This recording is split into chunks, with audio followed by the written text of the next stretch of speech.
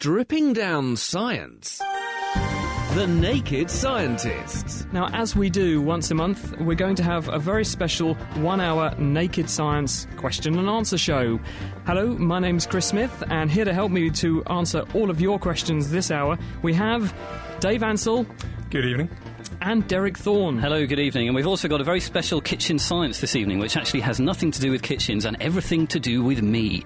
Because what I'd like you to do tonight is, listening to my voice, I'd like you to guess what my height and my age is. There's actually some research that has been done to see how well people can do this, given someone's voice and listening to it. And it turns out people do it very well. So you, as a listener, see if you can do the same. Do call us or email in 08459 25 2000, chris@thenakedscientist.com. And this week we've got various news for you. We've got how curry could be staving off Alzheimer's, PCs saving the world, and singing sand dunes.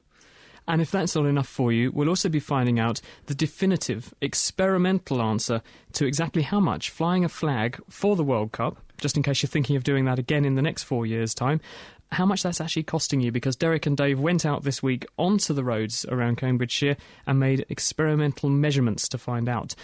That's coming up in the next half an hour. But in the meantime, we do need your science questions to make tonight's show really fly. So call in now on 08459 25 2000. Send us a text on 07786 20 1960 or email chris@nakedscientist.com. The Naked Scientists podcast, powered by UK Fast, the UK's best hosting provider. On the web at ukfast.net. Here's an interesting discovery which was written up in the journal Nature by Aberdeen researcher Min Zhao, who's been looking at an age-old question of why electricity seems to make wounds heal up. Because whilst we've known for a long time that applying electricity to a bit of a wounded area on the skin seems to make wounds close faster, no one actually knew whether it was genuinely true or indeed whether it really worked. So what these researchers did was to measure exactly what was going on in a wound from an electric field point of view. And what they found was that in the base of a wound, there's an electric current that flows out of the middle of the wound towards the edges. And the skin cells at the edge of the wound can detect that electric field, and they then flow and crawl and migrate down the electrical gradient, almost like a ball rolling down a hill, to find the bottom of the wound.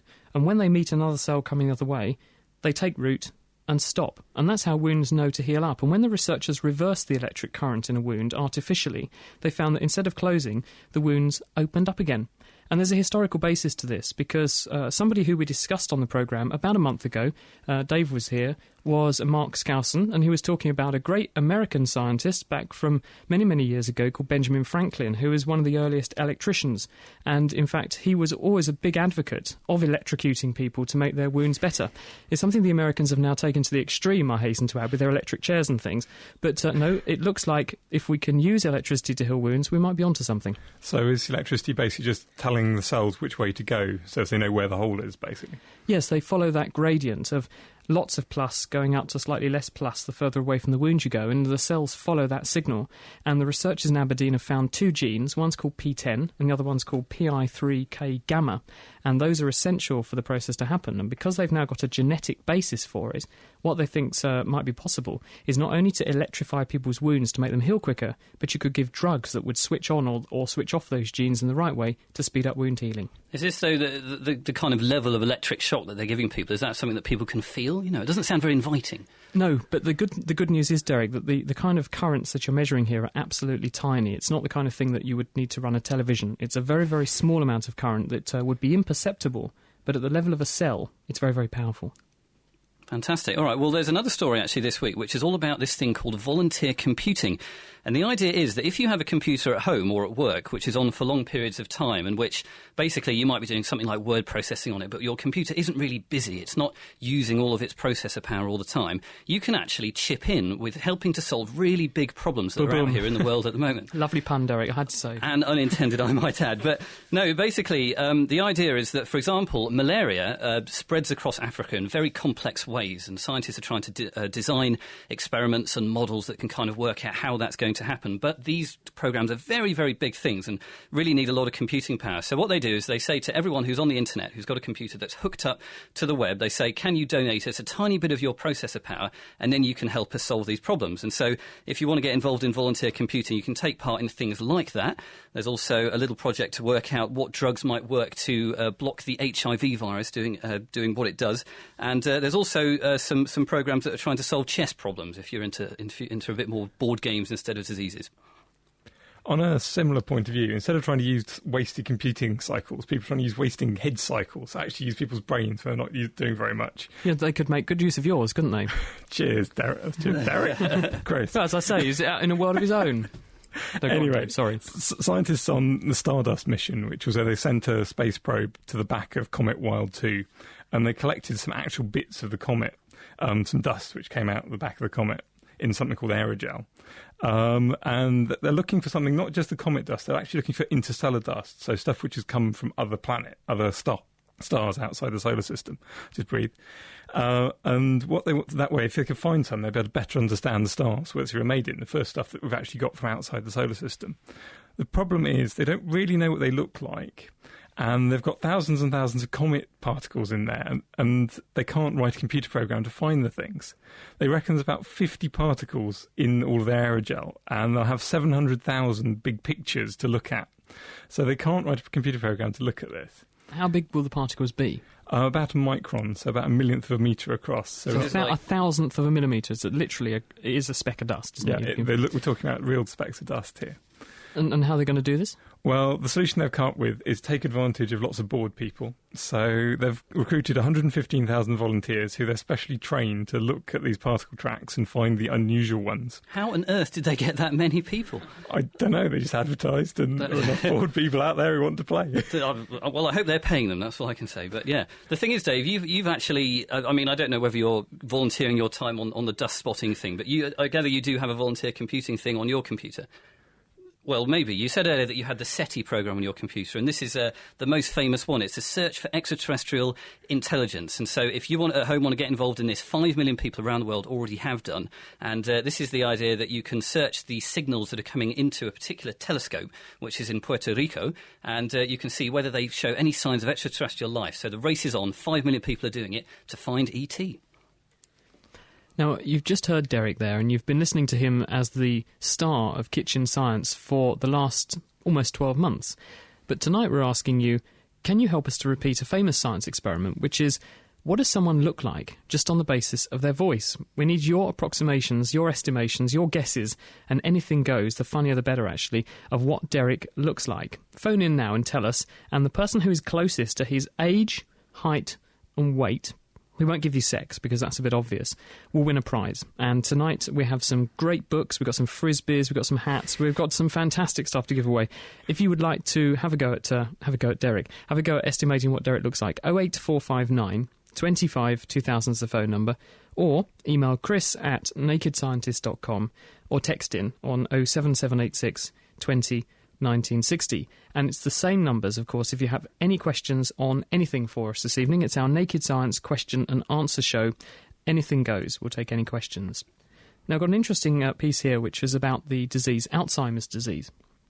And, of course, Alzheimer's disease is also known as senile dementia. It's something which about 20% of people over the age of 80 will succumb to. In other words, it's where the cognition or intellect declines with age, and scientists now know quite a bit about this. We know that there's a protein that builds up in the brains of people with Alzheimer's disease called beta amyloid, and it's something that your brain makes naturally, but for some reason in some people it accumulates to a very high level and then begins to cause problems.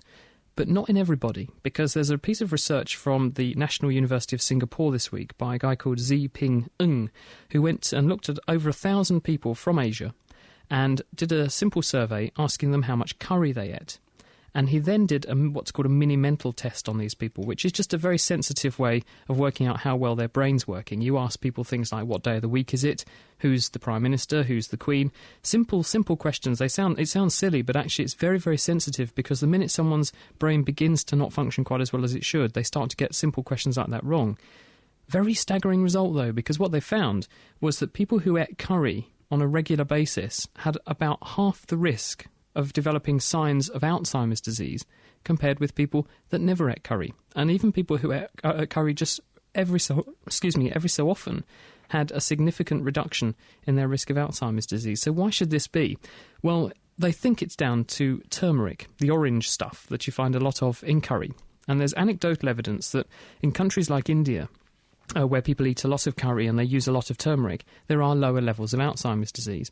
So why should turmeric be important? Well, turmeric's got in it a chemical called curcumin. And curcumin is present in very small amounts, but it's an antioxidant. And what we think's going on in the brains of people with Alzheimer's disease is that when nerve cells get put under stress, in other words, they're made to work a bit too hard, suddenly chemicals can build up that damage those cells, and antioxidants might stop that happening. And so that's why we think that there's this link to curcumin. And it's not just Alzheimer's disease, it seems to protect the other end of your body as well, because there's a piece of research published by a different group of researchers at the same time this week. Francis Giardiello and colleagues at Johns Hopkins in the US have found that people who are at risk of getting bowel cancer, if they eat a diet which is rich in this substance, curcumin from turmeric, and also another substance called quercetin, which is an antioxidant present in onions, they have a much lower risk of developing polyps, the growths in the intestine that can become cancerous. In a group of people who had already had an operation for a risk of bowel cancer, the number of polyps that they had shrank, and the polyps themselves got a lot smaller, which is really encouraging. Let's say, though, you eat really spicy food, all the time. Can it actually have any kind of detrimental effects on your health? Like, loads of chilies every day? People have asked me this a lot, and I myself am very partial to chili, and I've never had any problems. If you look at the population of India and Bangladesh, where chili consumption is absolutely huge. I mean, you'd know, having been there, Derek. I don't think there's any evidence of an excessive amount of gastric ulceration. But what is true is that people in those countries are much more likely to carry a simple bacterium in the stomach, which is linked to people getting stomach ulcers, which is called Helicobacter pylori. So it's very hard to dissect the two things away from each other to see whether it's the chili or the H. pylori. But in one study I do know of, scientists gave a group of volunteers some food to eat. One set of food was a spicy curry. The other food was non-spicy, but they spiked it with some aspirin. And we know aspirin makes your stomach sore. And they then had a look in people's stomach using one of those endoscopes. And the aspirin made people's stomachs a bit swollen, but the chili didn't do anything. So that's encouraging, isn't it? Fantastic. Well, I can testify that the amount of chilies eaten in Bangladesh are absolutely huge and very frightening to the likes of us. 'Tis The Naked Scientists. It's Chris, Dave and Derek with you this week, and we're taking your science questions, anything on anything. Just call in 08459 25 2000, email chris@nakedscientist.com, or text us on 07786 20 1960. And also, we are looking for you to guess what my height and my age is as well, because this is an experiment that's been done over the last few years, and it turns out people are actually very good at using someone's voice to work out how tall and how old they are. So if you'd like to call us, or text in, or email what you think my height and age are, we'd be delighted, and I want to know whether you're going to be right. We've heard from Jane, who's in Finningham, Derek, and she says you're 45 years old, and you're 5'8". How many points does she get for that? Well, I just kind of feel that if I start giving points now, people are going to get hot. They're going to get a few clues about what I look like. Let's just keep it neutral and say that's a good guess, but not correct. Stripping down science. OK, let's do it. The Naked Scientists.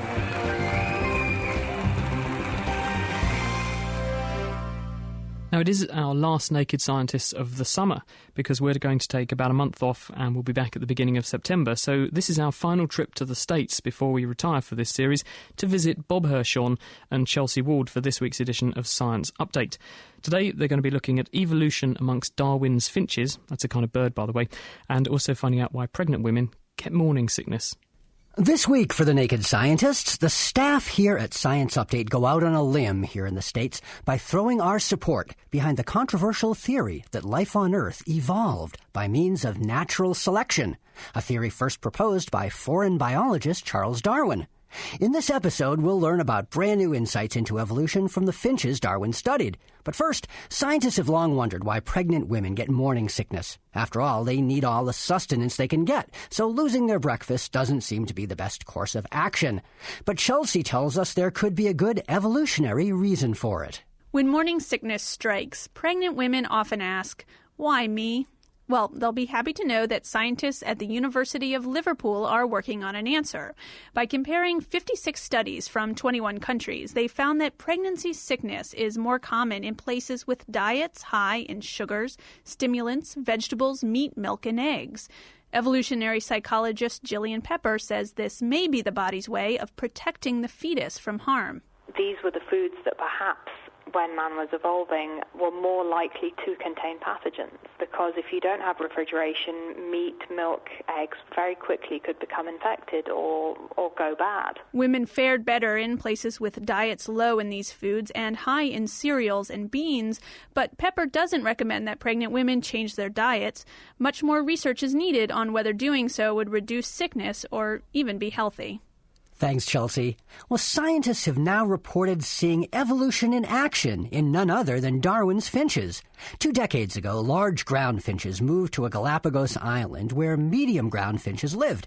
The problem was the large finches ate the same seeds as the medium finches, and they did it faster with their bigger beaks. So scientists predicted that the medium finches' beaks would evolve to take advantage of smaller seeds.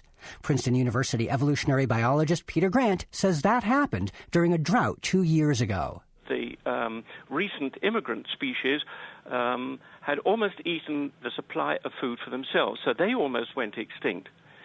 The resident species, the species that was there before the new species arrived, underwent this large shift towards small size in beaks. He says this adds to the evidence that competition between species can lead to evolutionary changes. I'm Chelsea Wald. And I'm Bob Hirschon for AAAS, the Science Society. Back to you, Naked Scientists. Thanks, Bob. The Science Update crew will be back with us again on The Naked Scientists in September. But if you'd like more science news in the meantime, you can always go and check out their website, which is www.scienceupdate.com. This is Chris, Dave and Eric as The Naked Scientists, and we're taking your science questions. Shortly we'll be talking to David, who's actually in the Shetlands, about supernovas. If you want to phone in, 08459 25 2000, send us an email at chris@nakedscientist.com or text in on 07786 20 1960. The Naked Scientists, supported by the Wellcome Trust. David is on the line. Hello, David. Hello. Welcome to The Naked Scientists. Thank you. What would you like to talk about? Well, before I say, can I just say that I think your show is absolutely fantastic. Well, can I say I think it's absolutely fantastic you phoned in from the Shetland Islands. Yes, and the farthest reaches of Britain. So, presumably you're listening on the internet? I am indeed, yes. OK, well, we've never had anyone phone in from the Shetland Islands, so you're a first in that respect. Oh, well, that's good. I'm glad to hear that. What did you want to talk about? My question is, if you have a star, say like the Sun, which is about approximately 860,000 miles across, and it explodes like a supernova, wouldn't the matter coming from it travel faster than the speed of light? Well, first thing is to reassure everyone at home, the sun's probably too small to actually turn into a supernova and explode. It's more likely to turn into a red giant and sort of fluff up about the size, which will kill us all anyway, but slightly less violently. But fundamentally, no, nothing can go faster than the speed of light. In a supernova, things will get very, very close and be incredibly energetic. But according to Einstein, you just can't get faster than the speed of light.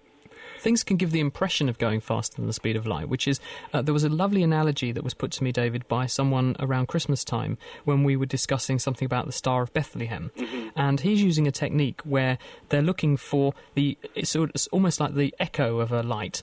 And what they've done, the analogy is, if you were to shine a torch beam at the wall and then move your hand across at the speed of light, the end of the beam would actually sweep out a distance greater than the speed of light could have travelled in that time if it was travelling from A to B, because it's on the end of a long beam of light, if you see what I mean.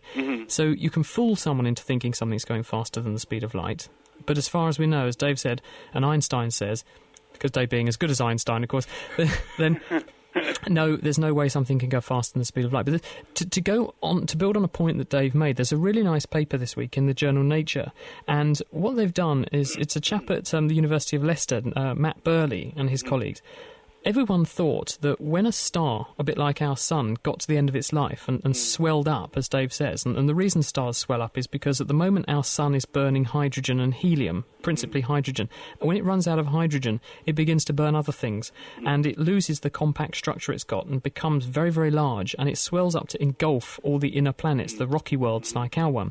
And everyone thought that meant it was curtains for those planets.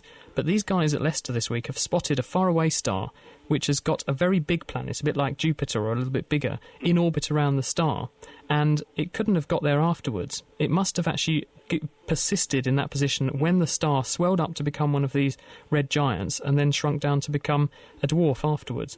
So it looks like planets can survive being cooked in that way. But that's kind of off the topic, but I just thought you'd like to know that. Can I ask a question that's very similar? It's in relation to it. Yeah.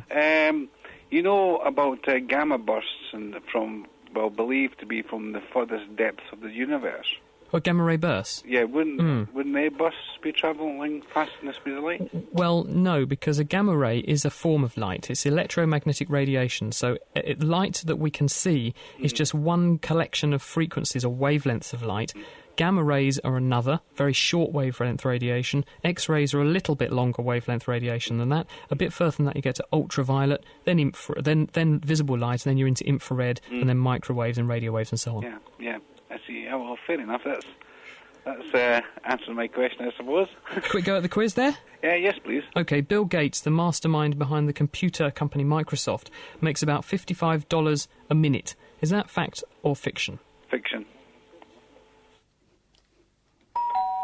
Yes, indeed, you're right. He makes $55 a second and is worth an estimated $31 billion. Very rich guy indeed. Well done, David. Next question. In Britain, we consume over 3,000 tonnes of caffeine every single year. And that's not just me. 3,000 tonnes? That's just some tea. Is that true? I would say that's probably fiction. I'm afraid not. According to the BBC, we drink 196 million cups of tea a day, and enough to fill over 13,000 Olympic-sized swimming pools, and that comes out at about 3,000 tonnes of caffeine. Oh, I thought it was going to be more than that, actually. Thanks for having a go, David. Okay, 1 out of 2, not bad. Hey, thank you. See ya. Sorting out the sparks from the quarks. The Naked Scientists.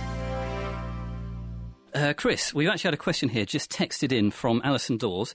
No, texted in from somebody else, no name. Chris, it says, why do hairs on humans grow at different rates? That's a very good question. The reason is that it's genetically patterned into us when we're developing inside our parents. As little babies, the body develops as a series of segments, and each of those segments inherits its own genetic program. And in some areas, the length or the growth phase of a hair follicle is longer than in other areas. So in your eyebrows, for example, a hair grows for about a month, and on the top of your head, a hair follicle is active for anything up to 3 years. And hair follicles have 3 phases to their life cycle. They have a growth phase, this is called the anagen phase, and it can last up to 3 years for a head hair, an eyelash about 21 days, a pubic hair I think is about 3 weeks. If you then go through the growth phase, the next phase is what's called a catagen phase, and that's where the hair falls out. And then you have what's called a resting phase or a thelium phase, and after that it then resets back to the anagen or the growth phase again. So hairs go through these 3 cycles, and depending upon how long that anagen or growth phase is, that sets how long the hair can grow for, and therefore how long it can become before it falls out. So where you want short hair, you have very short growth phase, and that limits the ultimate length. I was just wondering, something I was wondering about as well is that do hairs get to kind of a maximum length and then fall out? Because a flatmate of mine actually has very, very long hair, and then it falls out, and you get these long hairs everywhere. It's madness. So, well, in essence, it does, Derry, because the hair grows at a certain rate. We know that fingernails and toenails and things grow, I think it's about 4 millimetres a week, I think it is, that your fingernails and toenails put on. Is it a week or is it a month? It's a month. It's a month. Okay. It's about the speed, actually, that England and America are moving apart, is the same rate at which your fingernails grow. But that means that there's an ultimate limit to how long a piece of hair can get before it finishes its growth phase and then wants to fall out. So that's the answer. Now, look, Steve is in Clixton. Hello, Steve. Good evening. Hello there. Thank you for joining us on The Naked Scientist. What would you like to talk about? Yeah, thanks, Dr. Chris, yeah. I just wonder why pictures fade and paintings and books. If they're in the sunlight, they fade. I wonder whether it's a chemical reaction or I don't know what it is. Just perhaps you could enlighten me. Okay, basically the colours in pictures and things are made out of chemicals. And they tend to be chemicals who interact with light quite well because they have a colour, so they'll absorb some colours and reflect others. And so if they expose too much light, especially ultraviolet light, they'll absorb the energy from the ultraviolet light and then break and get damaged and stop being coloured anymore. Okay, yeah. It depends what dyes you're using. Inorganic dyes, things made of metals, tend to survive a lot better in sunlight than organic ones. But yeah, basically the chemicals get damaged and bleached. So basically, the ultraviolet radiation breaks apart the molecule that gives something its colour, and the breaking apart of that molecule means that its absorbency of light changes, and therefore its colour changes. And the same thing happens on humans, of course, with our hair in summer. And you can make the process happen a little bit quicker if you put some lemon juice on. Yeah. In reverse, humans go the other way round, don't they, in the sun? So well, you get a suntan, but that's because... rather than light. Well, the reason you get a suntan is because ultraviolet radiation actually damages the skin. It burns the skin a bit. So in order to get a tan, you have to damage the skin. When you damage the skin, you unleash a sort of chemical cascade that culminates in the release of a hormone called MSH, or melanocyte-stimulating hormone, and that hormone makes melanocytes more active, and they put more melanin into the skin, and as a result the skin turns a darker colour because melanin is the dark brown substance that's very good at mopping up sunlight. It protects the inner layers of your skin by soaking up the sunlight. Okay, great. Thanks very much. On a similar point, the reason why bleaches work is that the dye molecules are quite sensitive and quite easily damaged. All a bleach is something which oxidises things, just goes around and damages things at random. But the things which get damaged first tend to be the colour molecules, and so things tend to go white. Do you want a quick go at the quiz, Steve? Yeah, if you don't mind, sir, yeah. Information travels through our nervous system at about 500 miles per hour. Information travels through the nervous system at 500 miles an hour. Fact or fiction? Fiction. Yes, you are absolutely correct. Large nerves conduct impulses called action potentials at between 70 and 120 metres per second, which is about 150 miles per hour. Cooking with gas, Steve. Next question. Worldwide, there are about 100 lightning strikes every single second. Is that science fact or science fiction? Fact, I reckon. Well done. Worldwide, there are about 100 lightning strikes every second, from about 1,000 thunderstorms raging at any one time, giving about 8 million thunderbolts every day. Not bad, Steve. 2 out of 2. Thanks for taking part in tonight's Naked Scientists. Yeah, no, so don't have too long a holiday, will you? Oh, we won't. We'll be away we'll be back at the beginning of September. You don't begrudge us a break, do you? Thanks, Steve. Laying the facts bare, the Naked Scientists. It is the Naked Scientists, Chris, Dave and Derek, and it's our Naked Science Questions and Answer Hour. We're answering any science question on anything this evening. You just have to call in on 08459 25 2000. You can email chris@nakedscientist.com or send us a text on 07786 20 1960. And if you've got a question for us, then why not also have a crack at guessing my age and my height? Because we're trying to recreate a fairly famous science experiment that was done and found that people are really very good at estimating those details about someone from their voice. So from my voice, how old am I, and what's my height? Well, so far, Derek, we've heard from Jane, who's in Finningham, and she says you're 45 and 5'8". Helen in Norwich reckons you're 39 and 5'11". Daniel in Sittingbourne reckons you're 35 and 5'6". Sheila Ann in Royston reckons you're 48 and 5'8". Lee in Stamford says 35, 5'8". Maggie in Cambridge reckons you're 32, so she's the youngest so far, and 5'10". And Charles in Walla Walla says 35 and 5'11". Now, a question for you, Chris, from Charles Vigneron from Walla Walla in the USA. Sounds like she'd be in Australia. Does eating chilies help with neuralgia? It does not the actual eating of the chilies. People have used chilies, the thing that makes chili hot, capsaicin, which is the stuff that makes the burning sensation when you eat chili, actually is a topical ointment, something you can put on the skin if you've got various pain syndromes. And one of those, of course, is shingles. If you have had chickenpox in the past, then you have chickenpox living in your nerve fibres, in your body, for the rest of your life. And periodically it can come back out and cause a patch of chickenpox vesicles, they're known as blisters, on one patch of skin. And after they go away, it can be tremendously painful. But researchers have found that if you apply some of this capsaicin from chilies to the painful area, it can actually help to relieve the pain, possibly because pain is mediated or conveyed in the nervous system by a class of nerve fibres referred to as C fibres. They're very, very tiny nerve fibres, and capsaicin activates those nerve fibres and activates them in some cases to death. So what we think is happening is that it's actually switching off the nerve fibres indirectly and making them less sensitive, and that's why the pain goes away. Who knows? But Lee is in Stamford. Hello, Lee. Hello. Thank you for joining us on The Naked Scientist. What would you like to talk about? I was wondering what the difference was between hydration and water retention. I know that we need to be hydrated and we don't want to have water retention, but what is actually happening in the tissues? Right. Your body is about 60+% water. And that's because we're made of cells, and cells are quite literally bags of water. They've got an oily membrane that encloses water, and also on the outside of that membrane, washing around our tissues and cells, is water. So the human body is just a massive mobile bag of water. So the average 70-kilogram person has got at least 40 kilos just of water. So if I could put you in a giant juicer and squeeze all the juice out, I would get at least 40 kilos of water from the average 70-kilo person. So a lot of water in the body. That water exists in an equilibrium between how much is in the blood vessels, how much is surrounding our cells, and how much is in the cells. And your body knows how much water it's got on board because it measures things like how much salt is dissolved in the bloodstream. So it can work out when there's too little or too much water. Your kidneys do that, and they then secrete various hormones or regulate how much salt is shed from the body and therefore how much water is lost to keep you in balance. So when you get water retention, there are various reasons why that can happen, but something encourages your kidneys to keep more water back when it would normally put it into the urine, and this increases the total amount of water in the body. And when you get a little bit too much water in the body, it starts to spread amongst the tissues, and it starts to surround the cells in your legs usually, in what's called dependent edema. So it goes to the lowest point in the body under gravity, and that's why people get puffy legs, and that's water retention. It can be caused by a number of things, including kidney problems, heart problems, but much more normally just in hot weather. People who take on a little bit too much water in hot weather to sort of rehydrate, and then it partitions out into various places in the body. So hot weather, being pregnant, and sometimes being a bit menstrual can do that too.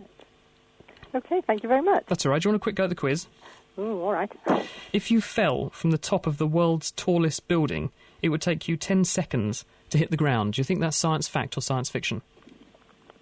Well, fact. You are absolutely right. If you fell from the Taipei 101 building in Taiwan, which is 508 metres high, then you'd reach a terminal velocity of 55.6 metres a second, and you would indeed hit the ground, very unfortunately, after 10 seconds. That's actually long enough to make a phone call if you've got someone on speed dial and say, hey, actually I've fallen off a building, I'm going to need an ambulance. No, make that an undertaker. Next question. An anteater can eat up to 30,000 ants in a day. True or false, Lee? Oh, yes. Yes, that's true, I think. Yes, indeed, an anteater can eat 30,000 ants in a day, which is quite useful considering that there's over 750 billion tonnes of ants alive on the Earth at one time. That's scary. It's also quite useful considering that ants probably don't contain that many calories, do they? But Lee, thank you very much for taking part, and you've done very well. 2 out of 2. Okay, thanks very much. Bye. The Naked Scientists, Chris, Dave and Derek, and we're taking your science questions. All you have to do is call in on 08459 25 2000, email chris@nakedscientist.com, or send us a text on 07786 20 1960. And also, if you fancy having a go at guessing my age and height, then please do so. Please call in or email in and have a go just from listening to my voice. How old and how high am I? And we've had lots of answers so far, but no one has got it right yet, so there's still prizes up for grabs. In fact, they're not even really close with the age, are they? We're trying to be neutral about it, but let's face it, no one's really got very close. So, yeah, come on, guys. We want a fresh approach to this. How old am I? How high am I? Fancy listening to The Naked Scientists in your bed, on your way to work, or even at work? Why not subscribe to our podcast? For more information, visit nakedscientist.com/podcast. OK, well, it's time for this week's Kitchen Science, and this week Dave and I went out and did something really very bizarre, but it was actually inspired by some questions that came into the show from you guys, the listeners, and we're very, very grateful for those. We were investigating about England flags that are hung up on people's cars, because it turns out they cost the nation quite a lot of money in a way you might not expect. So let's listen to the experiment that we did this week. For fans of the England football team, this summer began with great promise.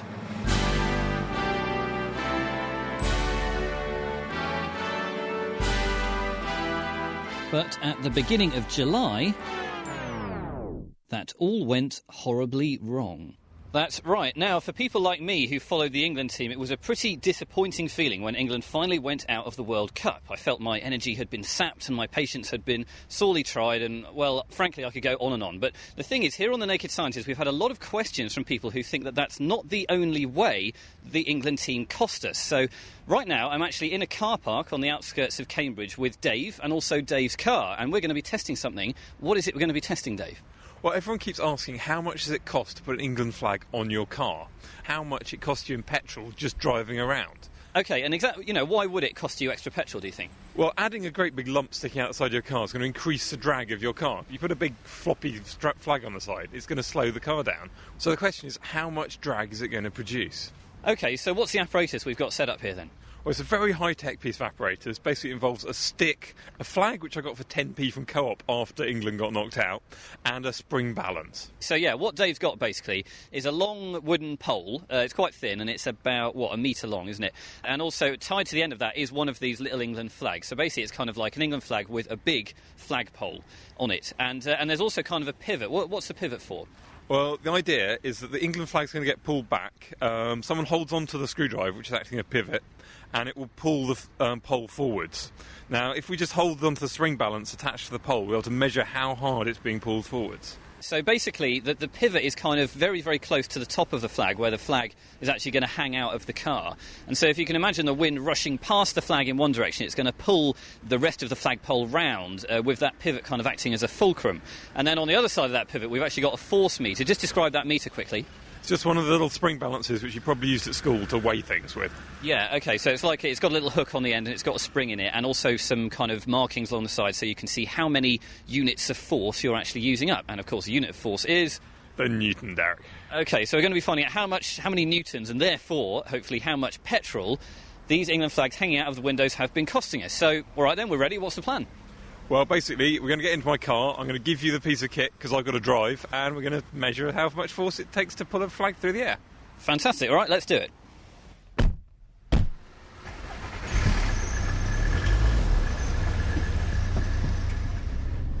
All right then, so we're on the A505 near Duxford, and Dave's driving his car, I'm sat in the back, and our esteemed producer has actually come along to help hold this contraption together as well. Dave, how fast are we going? We're about 40 miles an hour now, Derek. Now, I'm looking at the force meter. We've fixed it on the other side of this pole, so the flag, you can hear it. It's fluttering out of the window there, and I can read a force of 1.75 newtons, OK, and that's at 40 miles an hour. But I think what we want to do now is try and get it a bit quicker. So what's the plan, Dave? We're going to turn around and head on to the M11 and see how fast we can go. OK, and see how fast this banger goes. Fantastic. OK, here we go for the M11. OK, so we're on the M11. How fast are we going, Dave? About 70 miles an hour. OK, and how's the car holding out? Just about OK. All right, so we're going about 70 miles an hour. We are legal here on The Naked Scientist, and the flag is out there. It's bending on the plastic pole, bending like hell. And we've actually got the force meter. It's much further down the pole because the force is so great. We've actually got to make it quite hard to put a measurement on this force meter. So the length on the inside of the car, on the other side of the pole, is 3 times what it is on the flag side.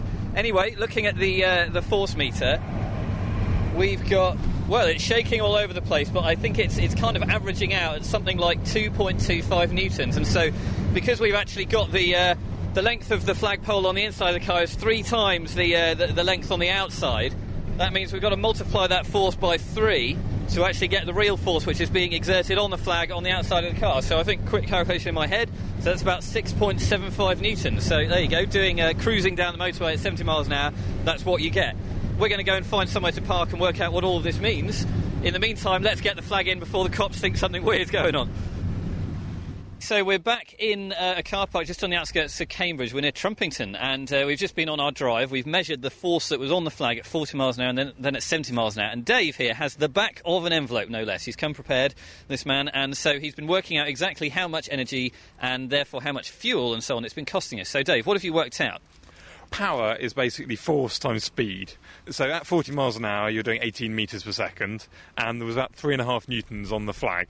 So that comes out about 63 watts, so about the same as running an extra light bulb for no particularly good reason. Now, a car's about only 30% efficient, so you've got to multiply that by about 3 to give you the amount of power in petrol you're using, so about 135 watts in petrol. So that comes out about 0.7 megajoules per hour. OK, so this is the amount of extra energy that your car is using for every hour that it's got the flag at 40 miles an hour. OK. And petrol's got about 32 megajoules per litre in it, and petrol's about £1 a litre, so it comes out about 2p per hour that you actually spend at 40 miles an hour. So every car per hour that it has a flag running outside of it at 40 miles an hour spends an extra 2p an hour, which may not sound like much, but there's more to this story. OK, at 70 miles an hour then, what have we got there with the same sort of equation? Well, at 70 miles an hour, you're doing 31 metres per second, and it was 6.75 newtons rather than 3, and that comes out about 8p an hour. And of course, we've got to remember that a lot of people, well, anyone who had these flags generally had 2 on their car, so actually... So it's actually about 16p an hour per car, or about 1.2 kilowatts of energy. Now then, what, of course, we want to know is, of course, that's the cost per car, and people may think, oh, well, that's not very much. But in terms of the whole nation, you know, obviously the England football team, they cost the whole nation loads and loads of stuff. How much did they cost them in energy as well, and in cost? Well, people drive about 6,000 miles a year on average. So for a month, with people wearing the flag, so maybe 500 miles they drove. And that's about 10 hours of driving at 70 miles an hour, roughly. So about £1.60 per car. Say there's 20 million cars in the country, maybe a tenth of them had flags on. So that's 2 million cars, so about £3.2 million. Can you believe it? There you go. We've made some estimates there, but basically that all comes down to £3.2 million in fuel being wasted by simply having these flags on there. So there we go. Dave, what do we reckon about having flags on your car? OK if you're going slowly, but doing 70 miles an hour, pretty wasteful. Exactly, so you might as well take them off if you're going quickly. Or better still, just don't bother, because we know there's no point in bothering supporting the England team anymore. So there we go. All right, well, thanks for working all of that out, Dave. And that's all from here in a car park with some crazy apparatus in Trumpington. Goodbye from us. I've got to ask you guys, did you get some funny looks driving around with an England flag out the window now? We were being overtaken by a fair few lorry drivers who were wondering what on earth was going on. But, to be fair, I think, the England thing hasn't really died down yet, it seems. But the interesting thing, you estimated 2 million cars. According to The Guardian, over the summer, the number of them being driven around the country was 10 million, which means actually you might have to multiply your amount of fuel, your £3 million, might have to go up by a factor of 5. £15 million of wasted fuel. Gordon Brown must be rubbing his hands together because 90% of that is going to be tax. It's The Naked Scientists. It's Chris, Dave and Derek. And if you'd like to ask us any science questions for our Naked Science phone-in this evening, 08459 25 2000. Email chris@nakedscientist.com or text 07786 20 1960. And we're still taking your calls as to my age and my height. So please tell me, how old do you think I am and how tall?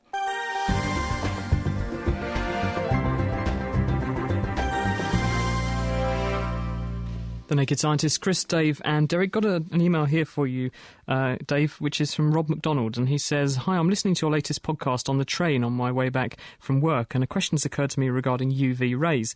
If it's ultraviolet light that causes skin cancer, and there are UV lights in discos, and butchers, of course, are they dangerous? If not, how come? Great show, by the way. Rob, say somewhere between Leeds and Huddersfield on a sweaty train." Well, how dangerous UV light is actually depends what kind of UV light it is. If it's got a very long wavelength, quite close to visible light, then it's not much worse than blue light. If it's got a very short wavelength, once it's getting beyond that, it starts getting more and more dangerous and close to X-rays. And stuff in bakers and in discos is mostly nearer it's actually called UVA, the closest to blue light, so it's probably not too bad for you. Now, a quick question here from Stephen Rigney, who's in Picton, Australia. I just wanted to know why a soft drink can doesn't get shaken up when you buy a can and it falls from the inner workings. It falls very hard, but when you open the can straight away, it won't overflow. Why do you think this happens? I think the reason for this is that when it drops, it tends to drop on its side. So when the liquid hits the bottom, it sort of swirls. Spins around like a washing machine. So most of the energy gets moved into swirling it, and that doesn't produce much turbulence. So it doesn't get many bubbles into the liquid, and so it doesn't fizz. Now, most people will be aware that Jupiter, the giant planet in our solar system, has a giant red spot. And we've actually known about this for some 300 years or so. But what actually is it? And why has another one, which has been nicely named Red Spot Junior, appeared more recently? Well, I asked University College London's Professor Steve Miller to tell me all about it. Jupiter's a very large planet. It's got a diameter of about 140,000 kilometres compared with something like 13,000 kilometres for the Earth. And it also spins a great deal faster than the Earth does, roughly 2.5 times as fast, because a Jupiter day is less than 10 hours, and our day, as we all know, is 24 hours. So this is a huge, rapidly spinning ball of gas, something like 5 times as far away from the sun as we are. Now, the Great Red Spot is a very large storm system on Jupiter. You could fit the entire Earth into it. And it's at a latitude of about 22, 23 degrees south of the Jupiter equator. And that has been known probably for 350 years, and the storm is probably quite a bit older than that. Steve, how do we know it's a storm, though? We can see that there are clouds at the northern and southern edges of it that are simply being swept around in a circle, and some wind speeds go up to about 600 miles an hour. So you can tell that this thing must be spinning really very rapidly. Why is there just this one megastorm system? Is it just that it's so powerful that it draws everything else into it? Well, that indeed is how it might have formed. I mean, it's very, very likely that it's formed up from a lot of smaller storms merging and then creating this enormous structure. We do know that it's changing. It's now something like 17,000 kilometres in the sort of the west-east direction and 12,500 kilometres north-south. When it was really catalogued in the 1880s, it was something like 39,000 kilometres east-west. So we can see that in, the past 125 years, the storm has shrunk in size, so it is changing.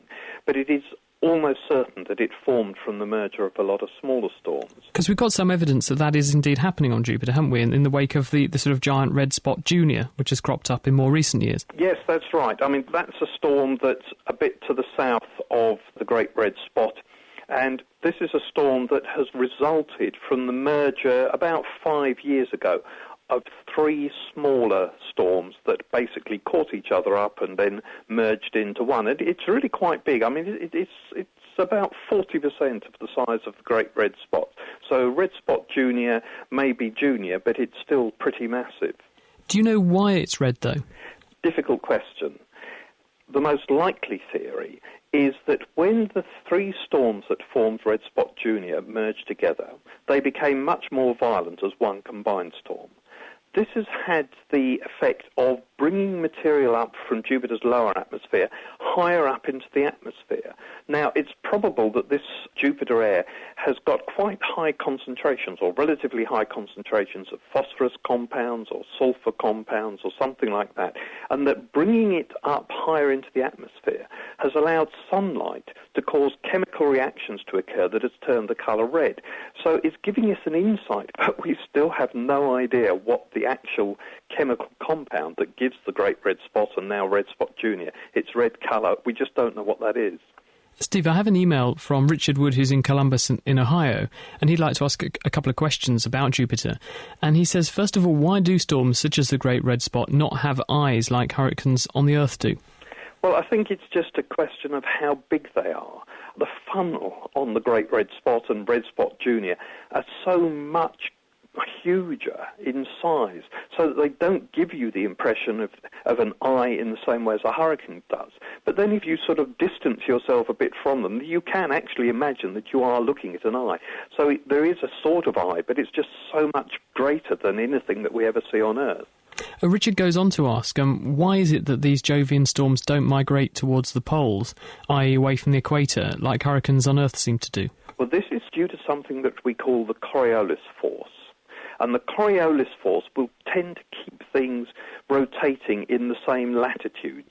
We have Coriolis forces on Earth, but because Earth is much smaller and is rotating much slower than Jupiter is, they're not so effective. So you do get winds that move north-south on the Earth. It's very difficult to get winds to move north-south on Jupiter, simply because the Coriolis force will always tend to bend anything that is moving either north or south. It will tend to then move it again in an east-west direction. That's why Jupiter has these very stable light-coloured zones, these dark-coloured belts on the Jupiter atmosphere, and they remain very stable because they're held in place, if you like, by these Coriolis forces. With the lowdown on what's happening with the solar system's biggest planet, Jupiter, of course, that was UCL's Professor Steve Miller. Sorting out the sparks from the quarks. The Naked Scientists. For more information, get online at nakedscientists.com.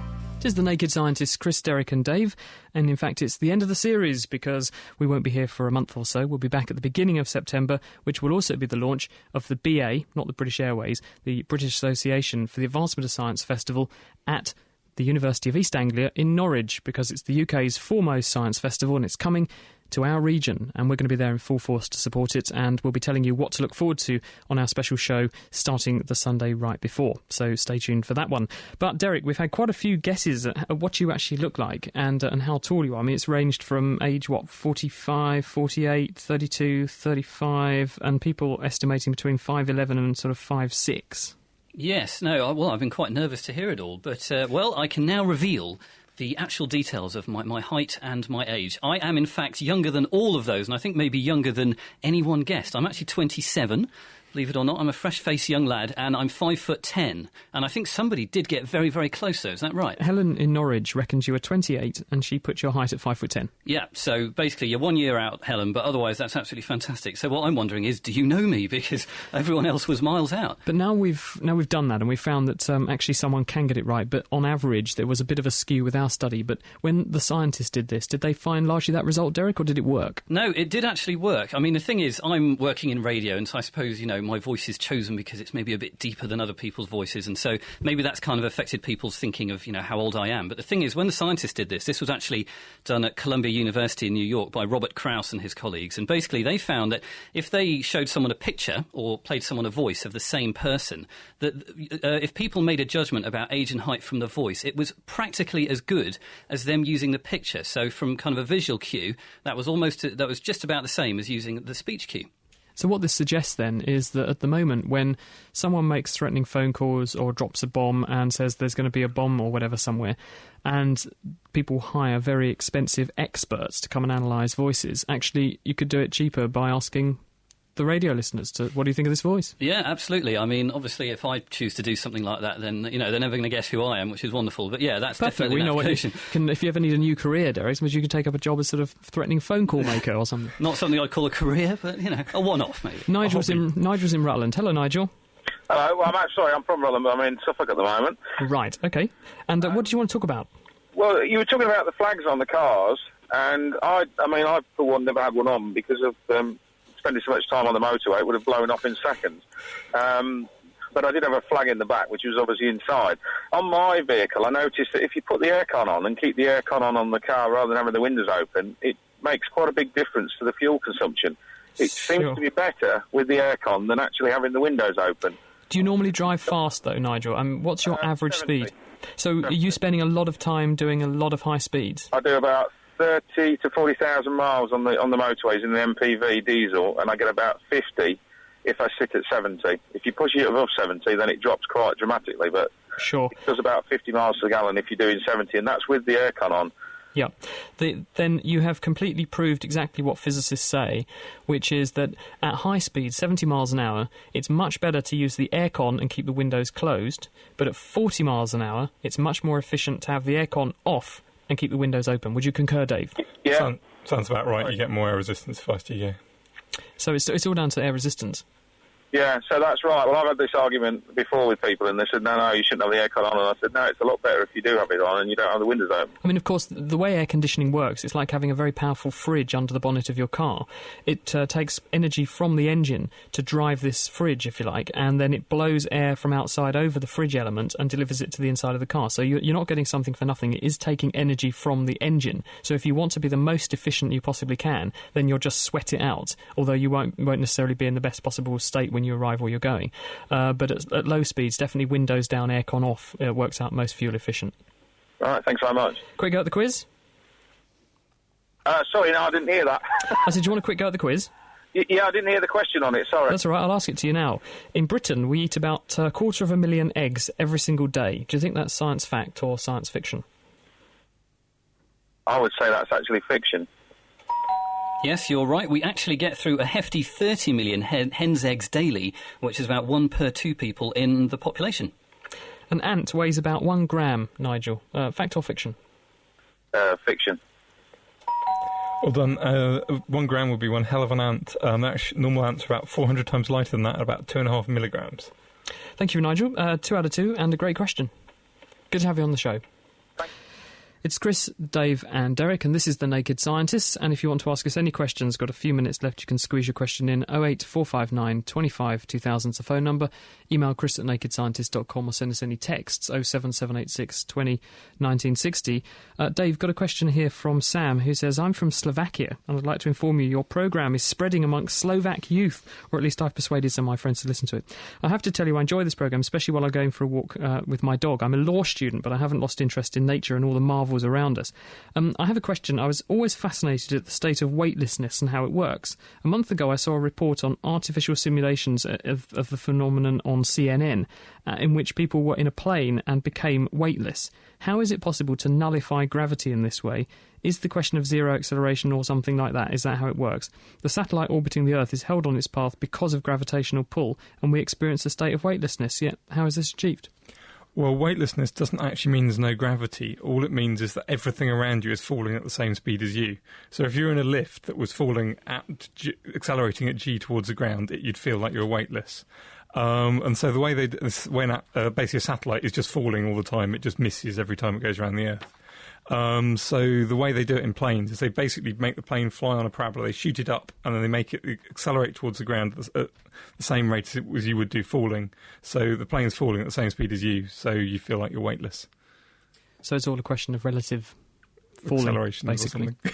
There's a very quick question here from Ray in Felixstowe, who says, can we play the Derek game, as it's now known, with you? He reckons I'm 5'8" and I have short curly hair and I'm about 45. Does he know you? Shall I? What do you think, Dave? I mean, in the last sort of 30 seconds we've got, I mean, what would you, just on the basis of my voice? Opposed to me sitting in front of you, Dave. Close your eyes, Dave, and make a guess. Who knows? Chris, I reckon you're in your 30s and you've got glasses on, so I don't know. Maybe blondish hair? No, yeah, okay, I will describe myself. I'm actually 31, and I am 5'8", so he wasn't far off there, but then, a lot of men in this country are, but I'm certainly not 45 years old, good grief. And my hair's straight, it's not curly. Anyway, this has been The Naked Scientist, and also, that's it for this series, because we're now stopping for 1 month over the summer, and we'll be returning at the beginning of September with a new series of The Naked Scientists. If, in the meantime, you have any particular questions, feedback or ideas for topics and programmes in the new series, then do send them to me, chris@nakedscientist.com. In the meantime, if you appreciate The Naked Scientist, then one thing we'd really be grateful for is your support in this year's podcast awards. If you visit the nakedscientist.com website, on our front page you'll see a link to the awards, and we need your votes because we're up against 4 tremendous other shows, and the only way we're going to win is with as many votes as we can muster. So if you could pay a visit to either podcastawards.com or visit the site via nakedscientist.com and scroll down to the bottom left, you'll see that we're one of the 5 nominated programmes, and we'd be really grateful for all the help you can give us in terms of as many votes as we can drum up. In the meantime, have a great summer for those of you in the Northern Hemisphere, have a great winter for those of you in the Southern Hemisphere, and please keep your emails coming in to chris@nakedscientist.com in preparation for the new series in September. Thanks very much for listening, and see you soon.